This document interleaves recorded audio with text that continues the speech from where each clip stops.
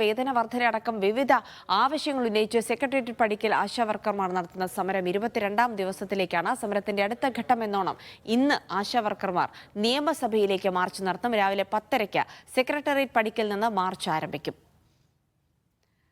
സാന്ത്വന സാജു വിവരങ്ങൾ നൽകാനായി ചേരുന്നുണ്ട്. സാന്ത്വന, ഇന്നിപ്പോൾ നിയമസഭാ സമ്മേളനം തുടങ്ങുമ്പോൾ തന്നെ വലിയ പ്രതിഷേധം അറിയിക്കാനാണ് ആശമാരുടെ തീരുമാനം. ഇന്നിപ്പോൾ എത്ര മണിയോടെയാണ് മാർച്ച് തുടങ്ങുക? ഒരുക്കങ്ങൾ അവിടെ എങ്ങനെ പുരോഗമിക്കുന്നു? ജിൽസി, ഇന്നിപ്പോൾ ഈ ആശാ വർക്കർമാർ സെക്രട്ടേറിയറ്റ് പടിക്കൽ നടത്തുന്ന സമരം 22 ദിവസത്തിലേക്ക് എത്തിയിരിക്കുകയാണ്. അതുമാത്രവുമല്ല ജിൽസി, ആദ്യം സൂചിപ്പിച്ചതുപോലെ തന്നെ ഈ സമരത്തിന്റെ അടുത്ത ഒരു ഘട്ടം എന്നോണമാണ് ഇന്നിപ്പോൾ നിയമസഭ പുനരാരംഭിക്കുന്ന ദിവസമായി ഇന്ന് നിയമസഭയിലേക്ക് ഒരു മാർച്ച് നടത്താൻ ഇവർ തീരുമാനിച്ചിരിക്കുന്നത്. രാവിലെ 11 മണിയോടുകൂടി നിയമസഭയിലേക്ക് മാർച്ച് നടത്താനാണ് ഇവർ തീരുമാനിച്ചിരിക്കുന്നത്. ഈ കേരളത്തിന്റെ വിവിധ ഭാഗങ്ങളിൽ നിന്നുള്ള ഏതാണ്ട് 5000-ഓളം ആശമാർ ഈ ഒരു നിയമസഭാ മാർച്ചിന്റെ ഭാഗമായി ഇവിടേക്ക് എത്തിച്ചേരുമെന്നാണ് ഇവർ നിലവിൽ ഇതിന്റെ സമരസമിതി അംഗങ്ങളൊക്കെ തന്നെയും അറിയിച്ചിരിക്കുന്നത്. അപ്പോൾ ആ ഒരു മാർച്ചിന് വേണ്ടിയുള്ള ഒരു ഒരുക്കത്തിൽ തന്നെയാണ്.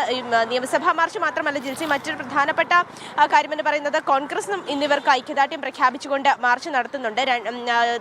തിരുവനന്തപുരത്തെ സെക്രട്ടേറിയറ്റിലേക്കാണ് പ്രധാനമായി ഒരു മാർച്ച് നടക്കുന്നത്. കഴിഞ്ഞ ദിവസം നമ്മൾ കണ്ടതാണ് ഈ യൂത്ത് കോൺഗ്രസ് ഒക്കെ തന്നെയും സെക്രട്ടേറിയറ്റിലേക്ക് മാർച്ച് നടത്തുകയും വലിയ രീതിയിലുള്ള സംഘർഷം അതിന്റെ ഭാഗമായി ഉണ്ടാകുകയും ഒക്കെ ചെയ്തിരുന്നു. അതിനുശേഷമാണ് ഇപ്പോൾ കോൺഗ്രസ് കൂടി ഇവിടെ സെക്രട്ടേറിയറ്റിലേക്ക് മാർച്ച് നടത്താൻ തീരുമാനിച്ചിരിക്കുന്നത്. സെക്രട്ടേറിയറ്റ് മാർച്ച് മാത്രമല്ല ഉള്ളത്, കോൺഗ്രസിന്റെ കോൺഗ്രസ് ഐക്യദാർഢ്യം നൽകുന്നതിന്റെ ഭാഗമായി ജില്ലാതലത്തിൽ ഉടനീളം സംസ്ഥാന തലത്തിൽ എല്ലായിടത്തും തന്നെ ഇന്നിപ്പോൾ മാർച്ച് നടത്താൻ തീരുമാനിച്ചിട്ടുണ്ട്.